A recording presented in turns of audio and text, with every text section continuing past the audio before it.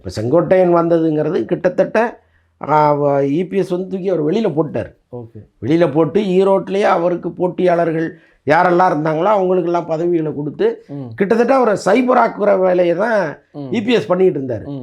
இன்னும் கொஞ்ச நாள் செங்கோட்டையன் எந்த முடிவும் எடுக்காமல் இருந்திருந்தா அவரை சைபர் ஆக்கியிருப்பாங்க. அவர் சரியான முடிவு எடுத்து தாவேக்காவுக்கு வந்தார். இப்போ அவருக்கு இப்போ இழந்த செல்வாக்கெல்லாம் மீட்டார். அவர் வாழ்க்கையில் பார்க்காத கூட்டம்லாம் வருது அவருக்கு. ஆமாம், அவர் எம்ஜிஆர் காலத்துலேயும் சரி, ஜெயலலிதா அம்மா காலத்துலேயும் சரி, செங்கோட்டையன் போய் ஒரு மீட்டிங்கில் போய் நின்னாருன்னா அவ்வளோ பெரிய கூட்டமெல்லாம் வந்ததே கிடையாது.